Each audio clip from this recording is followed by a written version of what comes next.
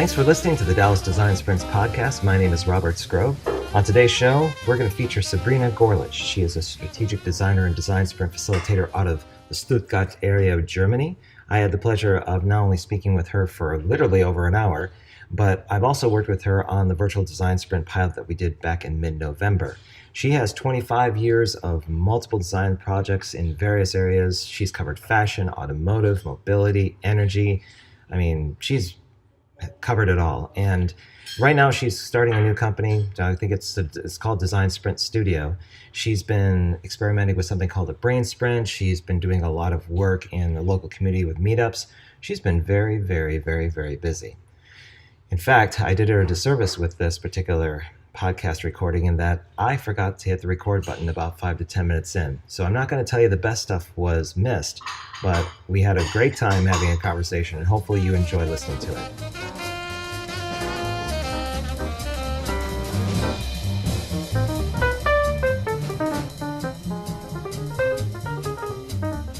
Yeah, sure. So Sabrina, thank you very much for joining the podcast today. I appreciate it. For those who are wondering why we're laughing, this is take two because I didn't hit the record button for the first 5 to 10 minutes. Oh, it's funny. This is funny. Also, what am I doing? All right. So everything's fine. Who in the hell are you, Sabrina? No. So for people who don't know who you're all about, give me again the 2 minute synopsis. Okay. Let me paraphrase so you don't have to repeat it again. Oh, so you are yes, because it was more than 2 minutes, right? Yes, you are classically. So this is to actually track to see if I remember and was paying attention to what you're talking about. Mm-hmm. So you are classically trained in design. You've had cumulatively about 25 years of experience. You originally did physical design, but applied it in the digital realm. So you worked with like InVision, XD, Illustrator, Photoshop. Kind of did a whole bunch of different verticals like fashion and and brochures and logos, and really worked in that space for a while. I forgot to ask before. Did you do anything with agencies? Did you what kind of companies did you work for when you were doing that design work? I work for big companies as a project agency. I work for smaller companies, so we have everything. One client, for example, is Car2Go. Maybe you know this. You have it also in Dallas, I think. So yeah, it's everything from fashion to automobile to tourism. We have a lot of different clients. And you've been working in this space for a while, and then you stumbled upon the design sprint process and kind of being introduced to it through the videos that Jonathan and AJ and Smart were creating, and kind of taking a look at that process of taking a big idea or concept and running it through its paces to test it with customers or to a target audience. And from what I gathered in our earlier conversation before the break, that really appealed to you, and you're like, kind of wait a second, this is something where it still involves design, but it's from your standpoint, what was the cognitive leap for you when you discovered that process? So I always was looking for something which supports more the strategic part for our design agency, because we always did strategy concepts, but without a proof and without that, because we are as a design agency, the clients don't come to us and ask us for a strategy. They ask us for certain design assets or design concepts or marketing campaigns or packagings, but they don't ask us for strategy. They look to you this is always for the most part. Pardon me? They looked to you for execution, like actually doing the work that they, at a higher level, have kind of figured out they want to position the business. Right. Okay. Right. Maybe a little bit more than only execution, but it's like this. And we always were asking, but you're sure about this product? You're sure about this positioning and about your target group? And so we try to give them an advice and to put in strategy when we thought it's not, it doesn't fit right to the target group, or it doesn't fit to the product, wouldn't fit to the target group. But it was always difficult. And so I thought it's really important to have more strategic approach.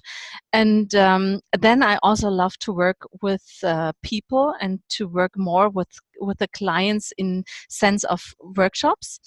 And I already did some workshops, and I know I love this. And so the design sprint is a great approach for also a design agency to cover the strategic part, because when you have these let's say a strategic design agency has to be very has to know about strategy, let's say about business, uses the design thinking, which this is the definition of a strategic agency, a strategic design agency, and also the design part. So, and we use the design sprint instead of the design thinking for the strategy part. And one of the things that I've seen since you and I have kind of been introduced to each other through AJ and Smart and through the Innovation Hackers Group and other touch points online, the thing that I've seen come from you and that's kind of defined you a bit is your tenacity to kind of not only promote what you're doing, but to really give back to the community, like giving, like for our recent event, you did a promotional kit, or when you're online, you created a lot of graphical kind of representations for a community of design sprinters, of which I actually leveraged for one here in Dallas. So yes, beyond that kind of self-giving community work, you've also done a lot with your agency right from the get on design sprints. And what kind of successes have you had this year? Has it been establishing your brand, establishing what you do there locally? How have you kind of gone about like promoting what you do and the process that you go about? It was a long question. Sorry. All right, Sabrina. Sorry. Are you successful? Are you doing well there? So let's say I'm successful in kind of to be very happy in that what I'm doing, in building a brand. And let's say the design sprint success is, yes, also talking about leads. And we did already, let's say, 2, 3 for design sprints for clients, and also a training. But I think it's still, it needs more to be successful in sense as a design sprint agency. Right. So there I have something ahead of me. I still have a way because it's not very well known. And I think it's all about communication to get to the clients or to the people they need a design sprint, or they could use it. Also from when they don't know, they don't need it. So this is kind of this is something I have to fix already. So yes, I think I'm successful, and it really works well for me. So I'm really happy about this journey. So what kind of niche do you kind of support with your business? Have you drilled down to like a particular audience or a particular process, or even like a particular service that you provide that speaks to a particular audience? Have you kind of done that deep dive recently? Not yet. So I'm still quite open, and I'm just communicating and going to conferences, meetups, and so on. And I have a bunch of really interesting people I know now, and talking about design sprints. I also possibilities where I already was running workshops, or making, let's say, an LDJ. So this is really interesting, and I don't have a certain target in this, because I think I'm quite open to everything, and I'm, let's say I'm trying out, I'm experimenting with this. where this leads me also to, and not only design sprint, but I also realized that this closes a gap between the design work and the strategic part. So let's say we can also deliver high value as a strategic design agency, where we now started. Let's say we are experimenting with a certain strategic approach from Christo, core brand, core strategy, and the design sprint and the brand sprint from Jake Knapp. So when we are doing a branding now or doing a new project, and you don't have to do a design sprint because it's too small for a design sprint or too specific for a design sprint, we start doing other kinds of workshop. We are doing quite often a brain sprint instead of brainstorming, but with the client, we do also a strategic workshop. So for the uninitiated and for people that don't know, I'm going to assume that a brain sprint isn't just having another cup of coffee or espresso in the morning. This is actually an applied process that you've written about. I remember the post that you put up in Medium either last week or a couple of weeks ago. Why don't you explain a bit what a brain sprint is and how that differentiates from, say, a design sprint? Sure. I like to explain it. We had our brainstorming sessions very, very often. And for me, a huge issue was that it's always took too long for us. So because when we were starting and creating and talking about things and developing ideas together, it always took longer. And at the end, I was very often, it was like an open end. So we stopped, and I always was feeling maybe there's still another idea, something better. So it wasn't finished. And we started experimenting with design sprint, with parts of the design sprint and also with the principles of the design sprint. And we tried out some things, and it's now like you have an expert interview. But no, let me start at the beginning. Usually you have a briefing from the client. So it's for projects, design projects I'm talking now. So usually you have a briefing from the client. You have a talk to, let's say, 1-to-1. Then I'm taking this, usually it's me, so I take this to my team. And we do an expert interview. So I explain them very short, let's say quick 10 minutes. And they ask me about what the client said. So it's like just information exchange. And then we do 5 or 10 minutes user insight, which is I know something about the user target group or the personas, or maybe the client gave me something. So we try to get the user insights into the whole brain sprint. Then we are doing lightning demos, also only 10 minutes. And then we start noting. So we create ideas. Let's say just a quick 5-8 minutes only noting, and we don't vote after this. Everybody presents his idea, reading out loud. Then we take another note step, a note round, where we build our ideas on the ideas of the others. And then we do the voting session. And then at the end, we make our Christmas tree, and we see, okay, we have like a project where we need 3 ideas. Then we take the first 3 ideas and we share this. So everybody goes to his computer and develops the layouts in InDesign, Illustrator, Photoshop, whatever we need to create for the client. Or we are doing a small concept sketching if we need it further. So that's a brain sprint. So how many of these have you run to date, and how many do you have planned to do in the future? So the brain sprint is like something 1 hour. And we also, when we are in the topic and we just get stuck in a certain, we are stuck. Then I say, okay, please let us make a very quick brain sprint.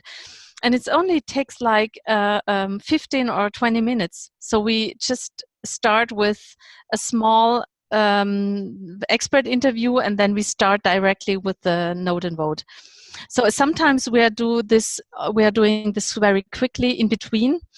And let's say we are doing this twice a week, sometimes also every day. It depends on the projects we have. But this is a tool for us, really a tool for our design work.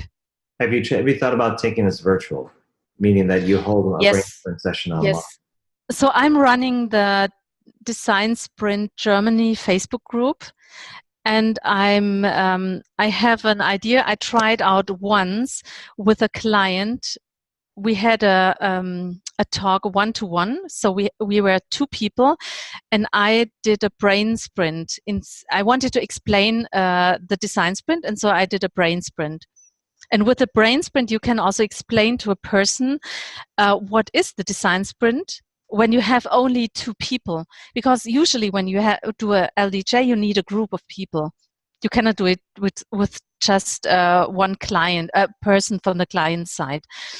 So the brain sprint you can do with one person. You just create the ideas. You do what I told you, just step by step. And at the end, you are doing the concept sketching. And then you give the client, let's say, 2 or 3 ideas, quickly sketched.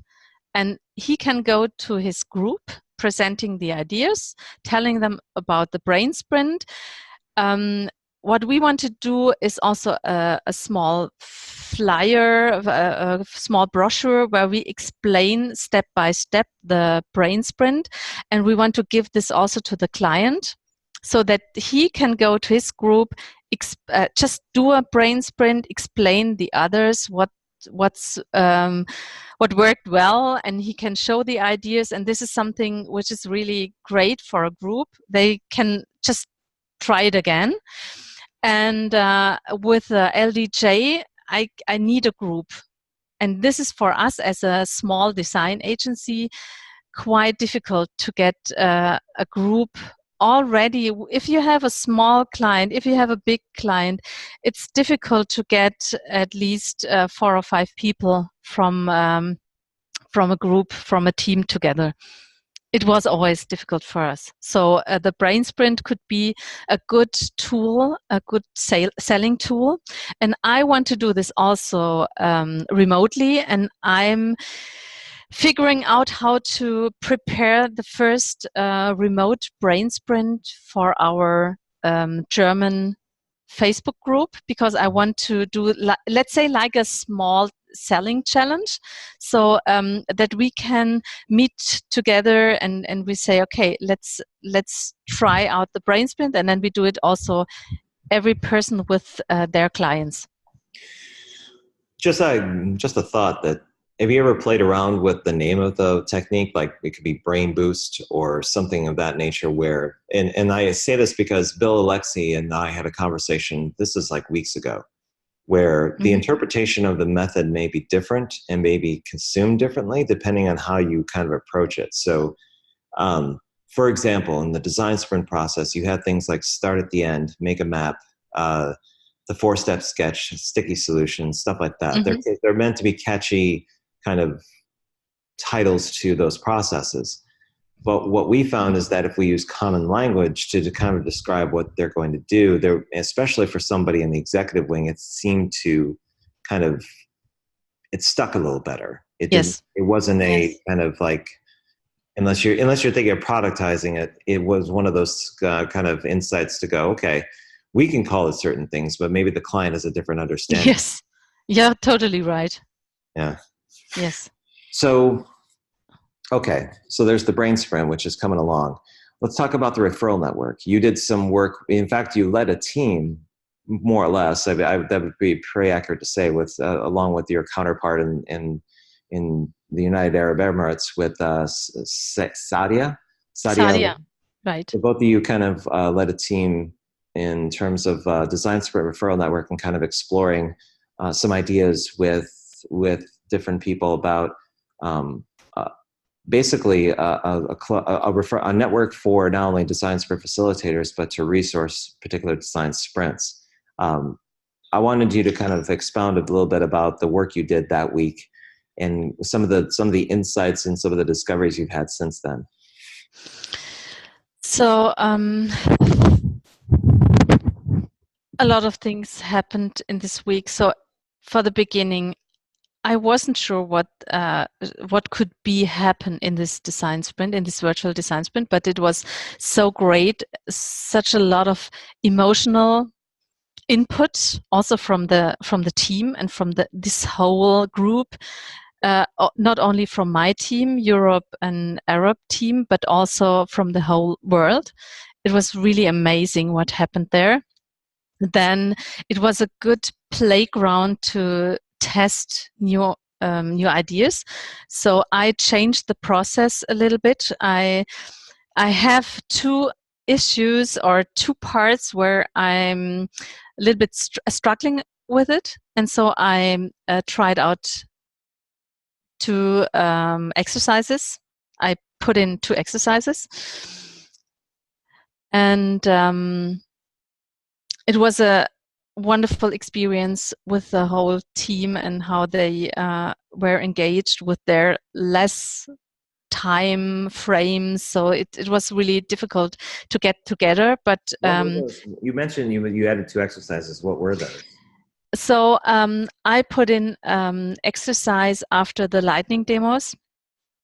One principle for the design sprint is together alone. And when you are working the first half of the day, at the first day, you have a whole together alone exercises. In the afternoon, you have the lightning demos, but then everybody's working on his own. And for me, there's a gap between lightning demos and starting sketching, because what I'm missing is what are the others think about this. So I put in a note, just noting, like in the brain sprint, just taking notes, just to see what everybody is thinking. And this was very interesting because we were talking about the problem, we were aligned with the map, we had the lightning demos, so we know what we thought from each other. But the note taking was even very interesting to see what everybody has in mind for this topic, Design Sprint Referral Network. It was really incredible, different. And so it was like you have an overview of the whole, let's say you see a little bit as an overview from the project, what it could be, or some other ideas, and then you start sketching. For me, this helped. And then I had another issue when you start with prototyping. So I'm a designer, and I'm sometimes really concerned about the look. So I try always to have a real good looking prototype. And for me, it's difficult when you start the prototype day, not only to get everything done, but how do you design it, in which look. And so I put in a mood board exercise. We, in two people, two designers, Giovanni and me, we made a quick mood board, and then we voted on this. So everybody gets we did the mood boards just very simple, and we put on the top post-its where we wrote 2 or 3 adverb, like this is now bold and business, or fresh and modern. So just describing what is the look of this mood board. And then everybody gets 2 dots. Everybody made the voting on the mood boards. And then each participant had to explain why he was choosing or why he was voting on which mood board. So as a designer, you get in this part, it was quite quick. So, but you get an insight and another point of view, what the others are see, what they are feeling, how the prototype has to look like. And because if I would start with it, maybe I would have made it different. So it was really important for me to get like an insight what the other perspectives, other point of views, and also, let's say, like a consensus from the group. Then it's quite easy to start and prototype and make the layouts, because we had, let's say, a kind of guideline, a looking guideline. So, but very quick. We didn't have to develop this, but it's just like with the mood boards, it was fast made. See, what's really interesting about that approach is that I purposely that week made sure that Wednesday and Thursday were unstructured, whereas Monday and Tuesday were extremely structured. So for those who weren't following the virtual design sprint pilot that we did last month, each team was kind of given a overall deck in terms of a process that they could follow that closely resembled the 4-day process that AJ and Smart had promoted. Mm-hmm. I included examples in Mural as well as the decks themselves in terms of the activities people would follow. And it was pretty much, with the exception of a couple of teams that had to kind of, based on scheduling with each team member, we pretty much had it. So by the end of Monday, they knew what they were going to be kind of concentrating on. And then Tuesday was going to be more or less sketch day. But on Wednesday and Thursday, it was left open-ended. There wasn't a deck. There were maybe some mural examples I had created the night before. But Mm-hmm. I wanted to see if the team had come together in such a way so that they could self-assemble in those final 2 days, or if they really needed additional facilitation. And I found that it depended on the facilitator themselves. So if you had one person who was really green, had never done facilitation before, had just Mm-hmm. into this, and they were kind of lost. They really needed some hand-holding and some figuring out. Sure. Whereas for yourself, someone who I'm cluing in more and more that you like to improvise and also like take what's currently existing and kind of, if there's a need or you see an opportunity, you go in a certain direction. Mm-hmm. Basically, retrofitting certain activities where you sense that or you see that it's going to produce a better outcome. And what that may speak to for April when we do this again is that I may have to kind of do both, where there's going to be this default structure. And then for people that are versed in design sprint methodology or the process, give them an opportunity to say, you have these optional activities. In fact, this speaks a lot to the Black Book, the Design Sprint Black Book that came out a little bit before Jake Knapp's did, where they do include a lot of things like an elevator pitch at the very beginning of the day by a team member to make sure that that person understands what they're doing. They also include some activities for personas, for experience maps, for retrospectives. I may have that similar approach in April, but we'll see. But it's really interesting to see how you see it. Okay, especially the offline perspectives of people making notes. That in itself, and being able to articulate what people were thinking and feeling about where the direction of the design was going, was very insightful to how the mood board was going to be constructed and how that was going to translate into the prototype that you and Giovanni worked on. Mm-hmm. I think it helped. I couldn't already talk to the other how they like the approach, and also how they like the note, the note exercise. But yes, maybe we have to figure out it and ask them. So there were such a lot of things to talk about, because also what was really interesting at the end, we had some issues with the interviews because we couldn't schedule them just on Thursday and Friday. So we need a little bit more time, but it was really interesting what the people are replying to us, so the feedback from the interviewers. So what from my side, I would say there's a huge need for a design sprint network. I won't say referral network. It's a little bit difficult, also difficult to to spell, but Design Sprint Network, I think there's a huge need in a professional one. And not only, I think everybody has a own network and is doing the research for his own teams from this network.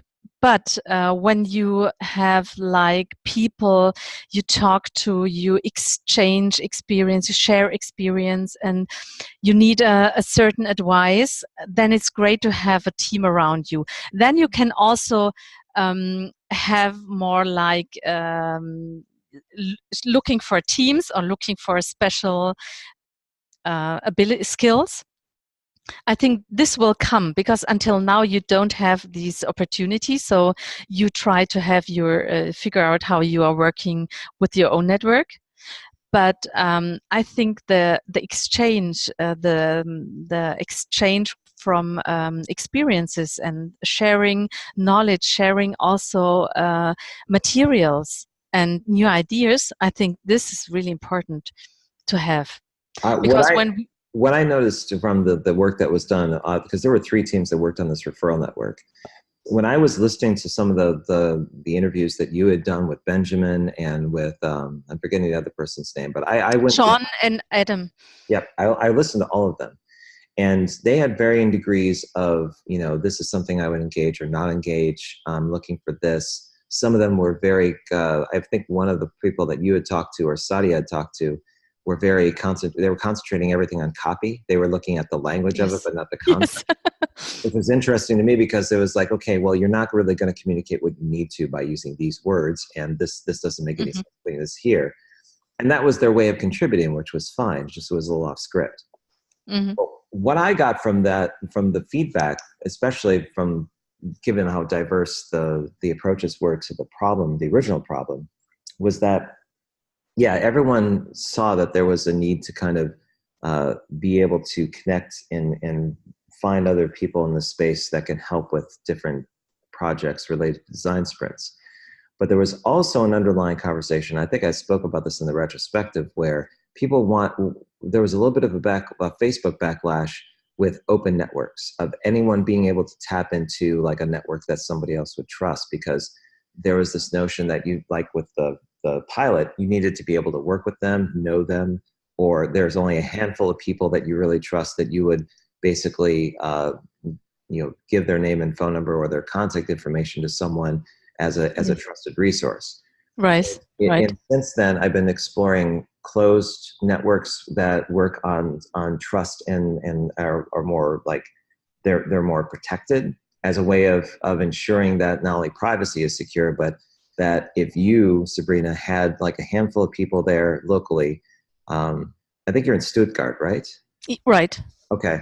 So people there, or even online that you've worked with, like Sadia or Giovanni, where there's a certain level of trust you have with them, but you also get an impression of what their abilities are. Being able to have that as a data point and leaving everything else out of it to a certain extent, that would be the foundation for, say, if Bill needed some resourcing, but didn't really know anyone outside of DFW Fort Worth and his own hires, who can he reach out to that's a really good researcher, or potentially a good designer that may be halfway across the world, but has proven through experience and through the impressions of other people that they can do the work. How does a referral network kind of work in that regard, so that if Bill has a trusting relationship with Amir, say just hypothetically, and he knows that he knows people in his network that really do good work, can that referral network work in that regard, where it's based on trust, so that they're not going to throw caution to the wind? There's a high level of trust between 2 individuals, and that the opportunity is there to get people engaged on a project. I think that's where it seems to be going. But when I looked at all the interviews that you had done, I saw that and sensed that there was, this is great, but don't give my information out to everybody. I only want to do a select number of people. I mean, what were some of your views based on those interviews of where the referral network could go, beyond what you've already said about like the nature of it catering either to designers or to developers or to researchers? Yeah, It's exactly that. You need the trust. You need also to know the people. And I don't want to have a network with thousands of people, but I like to have more the trustworthy and engaged people and really interested people. So I think this is, and for example, maybe we have kind of in my Facebook group, in the German Facebook group, I met a person, I met a woman from a startup fund, and she was really interested about design sprints. So she comes from, let's say, the Cologne area, and I was thinking about who I know from this area, and then I get together 3 people, and we will have a talk tomorrow. So this is quite fresh, I tell you. And we will talk about how to make an approach, how to go there as a, let's say, like a group, or so. I don't want to send one of them because I don't know them exactly as a company, but I know them from, I have already talks to them, so I know a little bit about their engagement, and I thought we can do something together to show up more as a group. So this is an experiment now, but I think this could help to be more present and more to get more awareness in front of customers. So just throw away all this. Oh, there's a competitor. But I think when we be together and we get our strongness together, we can get even more out of this. Yeah, and it's really from, if I put my business hat on, it's about outcomes. It's about customer satisfaction. It's figuring out what you can provide that no one else can, and really concentrating on what's going to be like the best possible scenario outcome for them, and how you can provide that given your skill set. And if you're not the right person, who else can do that for you? There's someone, Sabrina, there's someone I think you should, if you haven't checked them out already, I think it's someone that I think is a perfect complement for where you're going with things, especially given your comments earlier about understanding the market and how you want to sell yourself in your design agency.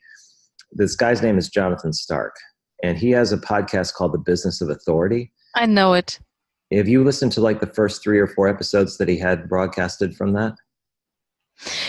I'm not sure. I listened to some of his videos, and I'm getting his newsletter. But podcast, I don't know. I just listened to 2 of them, but I'm not sure which one. So you'll have to. So for reference, you'll have to go on iTunes and go all the way to the beginning when he first had like a series that he released like 5 or 6 episodes. But there's one called The Sweet Spot, and that one I think is something that you should definitely listen to before tomorrow. I think if nothing else, it'll give you some perspective on the kind of the connection between your audience and what you provide that sums up the first 2 that he had done, but then kind of cascades into other things like pigeonholing yourself and kind of niching your market so that you're going after certain things. So I'm including it on the podcast because I'm I'm a big fan of his work, and I'd like anyone who listens to kind of check him out, because he has a lot of important things to say that correlate directly to these design sprint businesses that there's a lot of them like Voltage Control and other folks that kind of know they're who they're after. They're like Voltage Control does digital transformation for the most part and kind of markets to different companies that when they need to go into taking design thinking to the next level, that they're a perfect complement for that. There's like Design Sprint Academy with John Baton and More Space for Light, and other people that are kind of going after the educational component of it. New Haircut with problem framing. They kind of know their audience, but for everyone else that like Douglas Struble and stuff that want to kind of try to take this process and make a living from it, a lot of his material is very relevant. So I just want to put that out there. I think we all want to make a living out of that, right? You too. Yeah, and we will. this is a journey, so one way or another it's going to be something that Yes. makes sense. But I think I'm all in on the virtual design sprint aspect. I think there's too much there not to ignore it, now it's just a matter of planning and execution and seeing, what kind of market there is for it, but also what kind of audience I'm going to be serving. We can do this together. I'm just on planning an LDJ for a client, a remote one, to plan doing this LDJ, to plan a remote design sprint for them. They are in US, in Norway, and Germany. And also there's another one in Sweden involved, but this is only the software developer. But I couldn't get them to at one table, and so I think this is the only possibility. And this is a client actually from here, from Germany, nearby. It's very, very small a company, but they have a huge network. So, and they have issues with certain the software development, and I know that we can help them, and they are really interested. So this is something I want to figure out, how to explain them very fast to do the LDJ, and with the LDJ to explain them what they get out of the design sprint. Just a tangent thought, this is almost begging for a YouTube series on basically how to set up for remote lighting decision jams beyond the October thing I did with product design and showcasing how the LDJ can be done remotely. I know that Carol and other folks have kind of done this as best practices, but and there's been some how-tos, but there really hasn't been a source to say, like, okay, for your example, how do you teach people how to get set up and get ready for something like this, and then just walks them through the process, like a 45-minute to an hour-long video of like what to expect. You'll use this resource. You'll go through these exercises. Here are some tips to make it better. Do you follow me? Like something that you could point to and say, okay, just look at this. It'll get you prepared for our session. And then when we come together, people, if they've done their homework or that they've looked at it, they kind of know to go through the motions, or can help out people that haven't.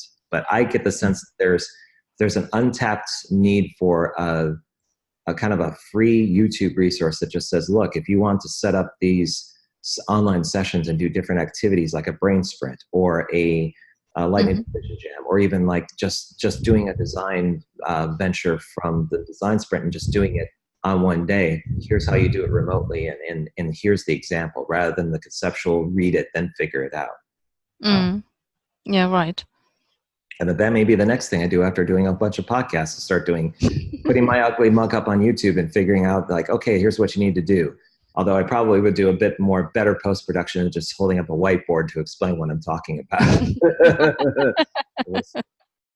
So I'm going to bridge into experimentation. Basically, we touched upon it a little bit when you worked on your virtual design sprint and kind of seeing, oh, we need a need for a mood board, or we should probably take notes.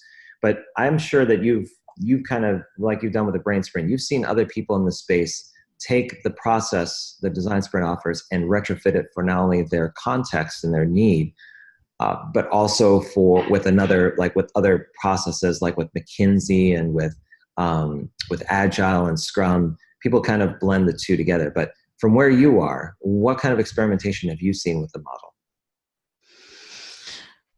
So for me, yeah, it's like I already told you, the brain sprint. It's we put it into the framework for the strategic core branding workshop. And what else? And all this remote stuff. So I think there's a huge future for it. I think a huge need for all these remote, different kinds of workshops, workshop formats. Have you seen anything in some of the workshops and the conferences you've been attending recently, or any ones that are coming up that kind of hint at experimentation like you've been doing? If there's somebody else doing the same, you mean? Yes. Have you seen any kind of examples that you go, oh, that's interesting? No, not yet. Okay. Well, you got to get out there then, because Yeah, you've already done yeah. like the brain Okay. sprint stuff. So it's like, well, I'm just going to keep on iterating Yes, on this you're until. right. You're right. So, it's just the problem. We are a small agency. I'm really, really passionate.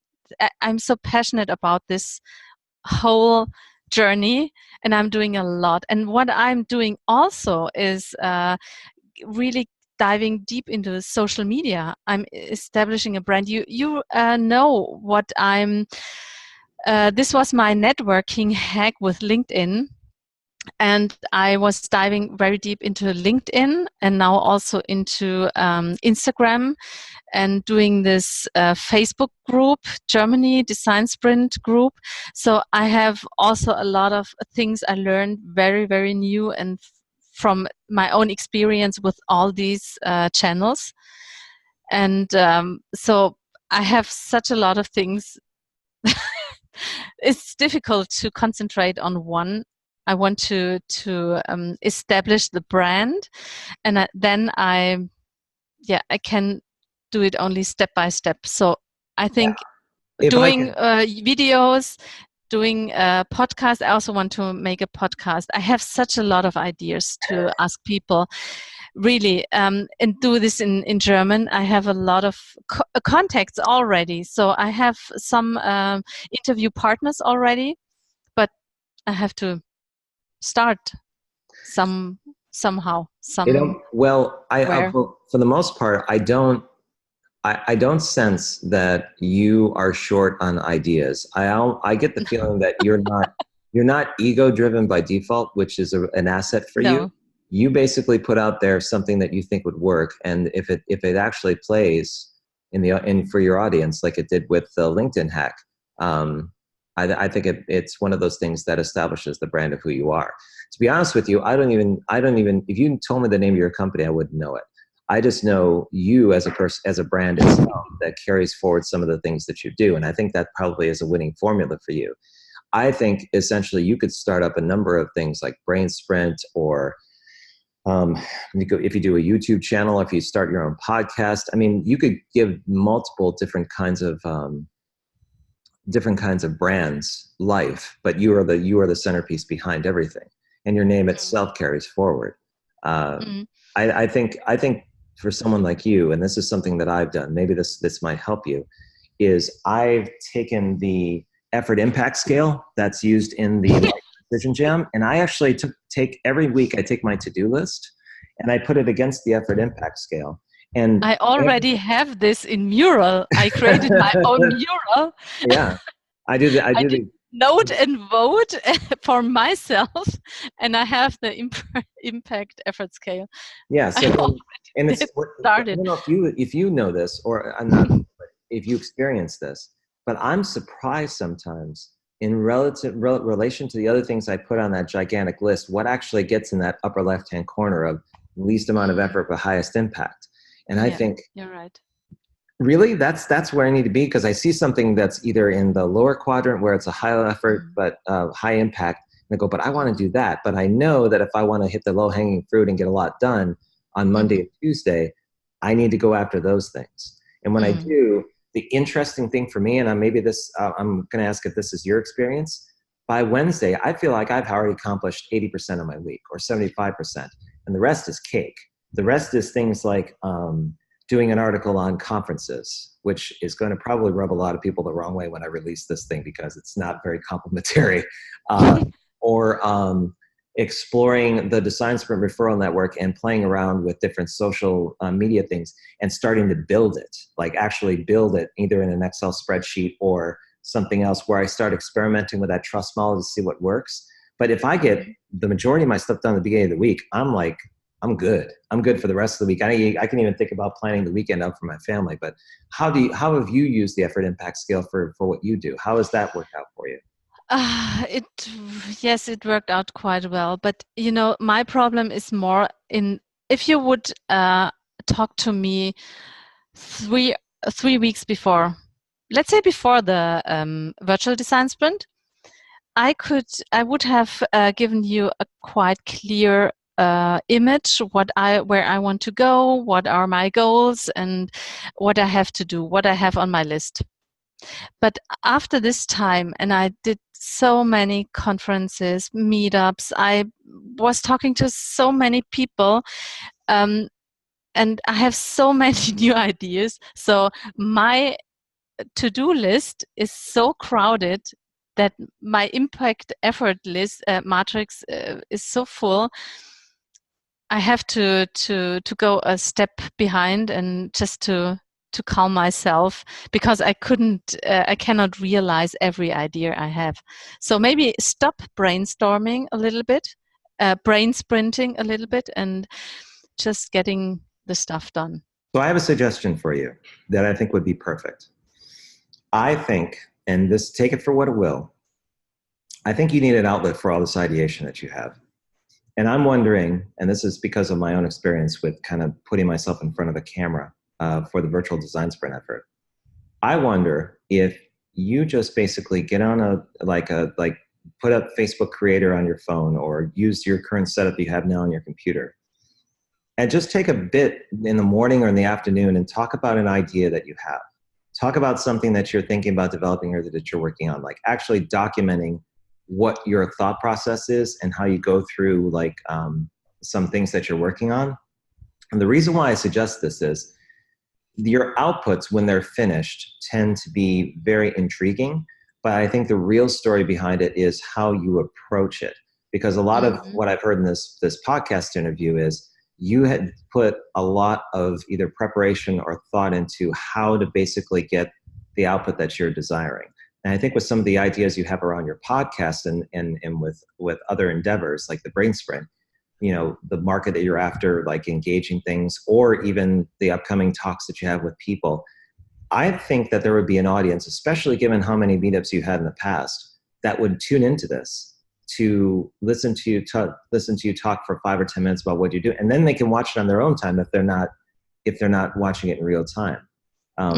This is something, because one of the things, and this is a compliment, and it's not meant to kind of sidetrack things, is that you're a hell of a lot more photogenic in front of a camera than I am. It doesn't matter how much. You mean I got better haircut? Yes. And I always look like I'm either homeless or I look like I just rolled out of bed. No matter how much I prepare, I do not look good in front of a camera. But you, on the other hand, depending on whether or not you're in your basement office or you're up top, wherever your location is, I almost think you should experiment with this and roll with it. Because then it can be one of those things where you get out a lot of what's in your head, a lot of what you're thinking about, and a lot of where you're going with things. And if it's socialized to the audience that wants to tune into you, it could be a way of establishing a dialogue around what you do and having your audience continue it with other people in case there's something that strikes a chord with someone. That way it doesn't have to be a finished product all the time. What do you think? That's a good idea. So actually I did another post-it with this idea from your side, and I will put this also to my list. But since just doing like a 5 or 10 minute Facebook interview or Facebook video, I think this is quite easy to establish. So it's just doing this every day to make it a habit. I think this is more the challenge. So, but I think it's quite easy to do. So it's not like a big project. It's more like a quick and fast, easy, step by step.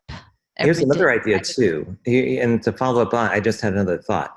There's Mahai Balea. I think I pronounced his name right. He was also interested in kind of doing podcasts. And Hi Player?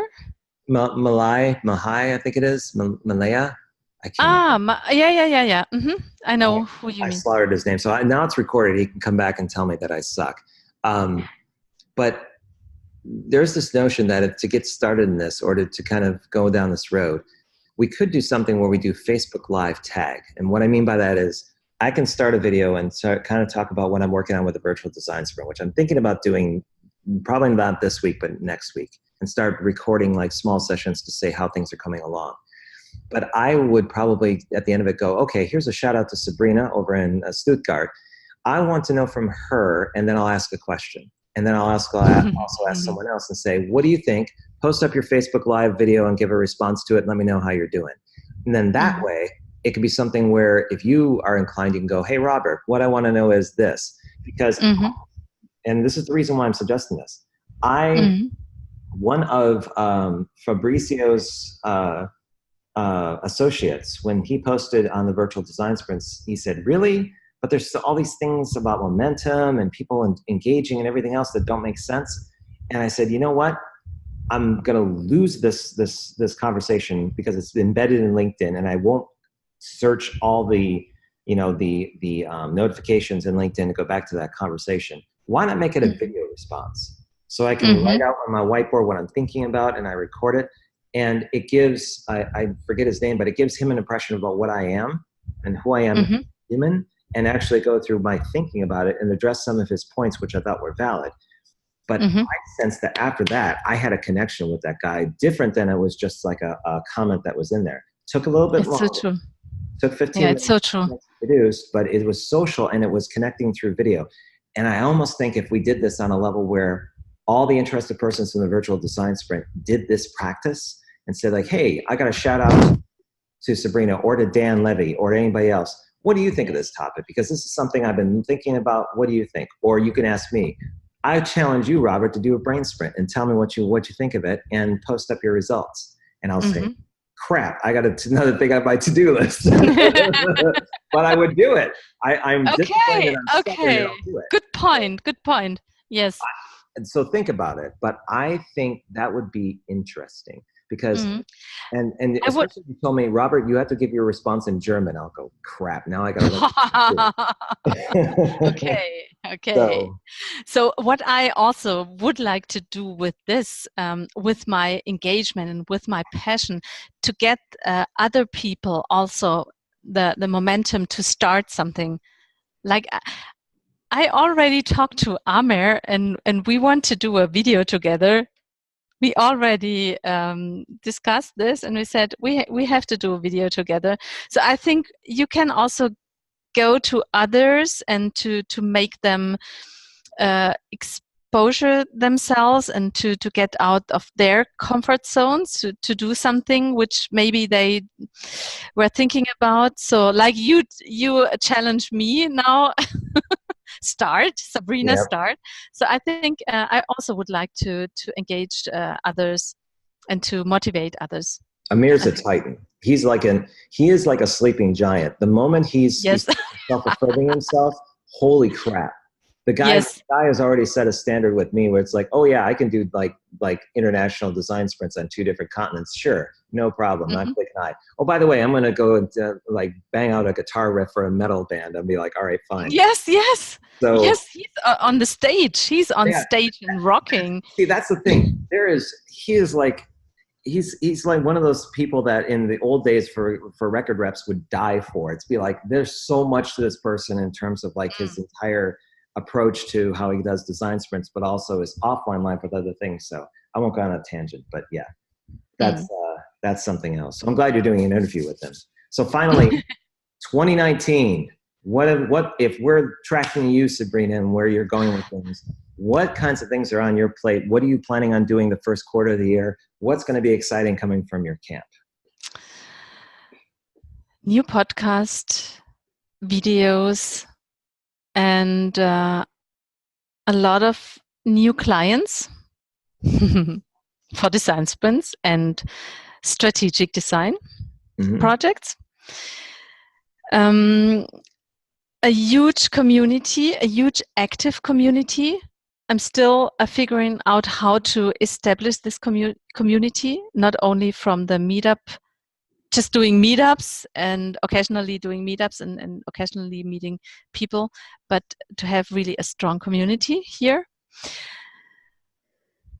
Having more time with my family because I'm doing really a lot now, and they know also why I'm doing this, and they are respecting this.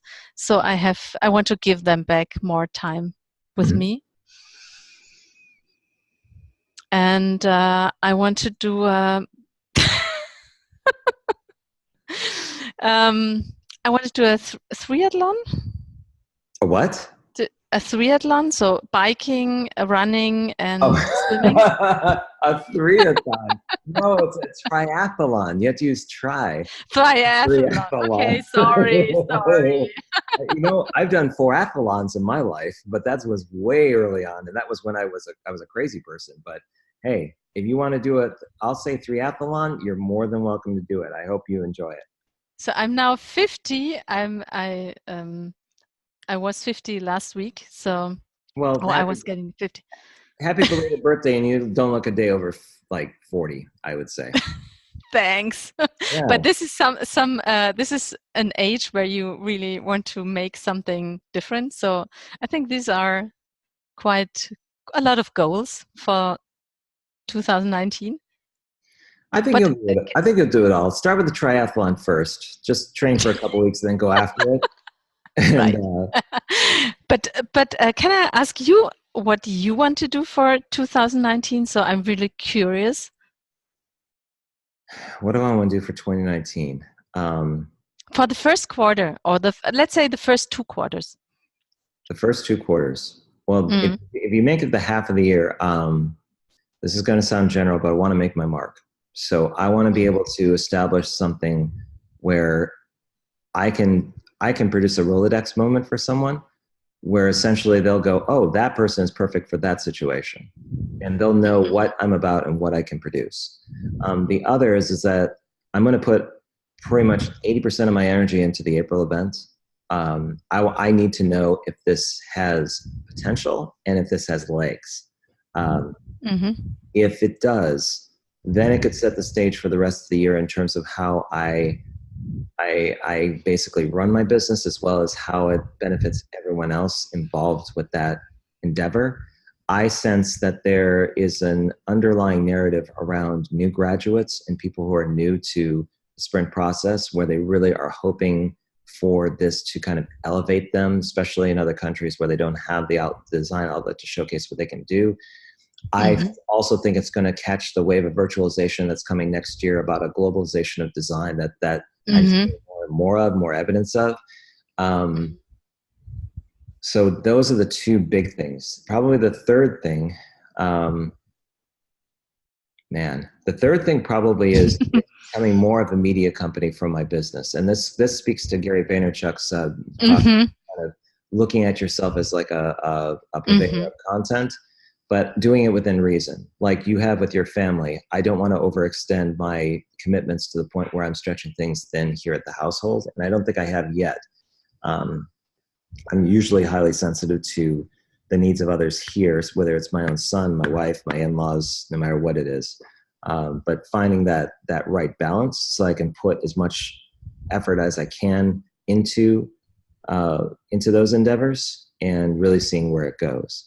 Sometimes I look to Bill Alexi as an inspiration, because he's making it happen on his end. He's had a very good year this year, to the point where he built an office and has probably we're going to bring on some folks to his business. I'd like to be in that situation, but he's at a 2.5-3 year head start. But I know that if I keep at this and kind of just emphasize my strengths, I think I'll be in a pretty good spot come June. I certainly won't be homeless. I probably won't be. Yes. I'll be a little sleep deprived, but if seeing where I was last year compared to where I am now, and the diametric difference I've transformed into, I know I'm in the right direction. And I hope that by this time next year, in December 2019, I'm going to be a fundamentally different person again. I already know that I'm going in the right direction. I know I'm learning a ton every day and every week. And I guess the difference is, and maybe you can relate to this, I don't have the anxiety of knowing whether or not it's time well spent. I've had enough historical narrative to know where I can play and where I can't. And like you, I'm turning 49 in January. So I'm ahead of you. Yes, by 1 year. Slow down. Take a birthday off so we can kind of align. I think I'm in the right place, or at least I feel like it is. So gonna give it sounds great. And see where it goes. That sounds awesome. Yeah. I have to add some more topic. I want to empower women to get more awareness. I'm 100% behind that. Absolutely 100% behind that. And to empower especially women to get ready for the digital transformation, because this already started. And I'm doing this now with my whole family, also with the kids. I start to prepare them slowly, but we start talking about this. It's happening in a lot of different places here in the U.S. I mean, whether it's like Girls Who Code, or if it's, I mean, just look at the past elections here in the States, with a record number of women holding office, both in the state side as well as the government side. There's the first Muslim woman was basically elected to the House of Representatives.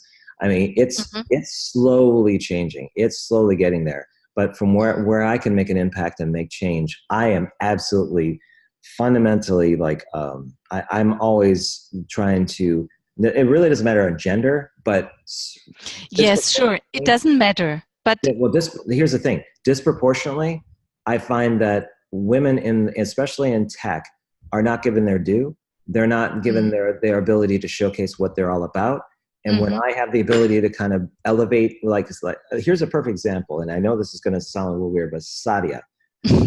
Sadia is somebody that is somebody, I heard it in their user interviews, and she came at this every single day, kind of socializing, being involved, getting fun, and that makes a difference when it comes to impressions.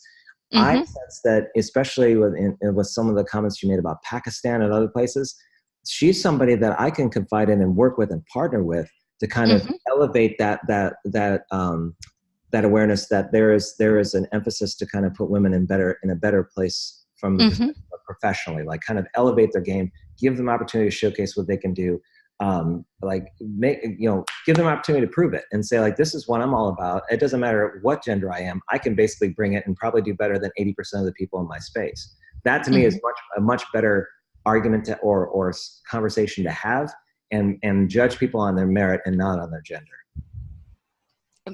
You're totally right. Absolutely. Yep. So every chance I get that I have the ability to be able to give people, afford people the opportunity to come bring that about, then I'm 100% there. And I think I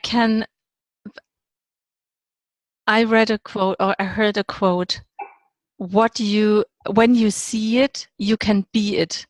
So when other women are seeing that women can be on stage, women can get awareness, women also in tech or in innovative topics can get awareness and give some relevant content, they also start thinking about this and following your path. So I think being empowering or starting the journey to get more awareness and to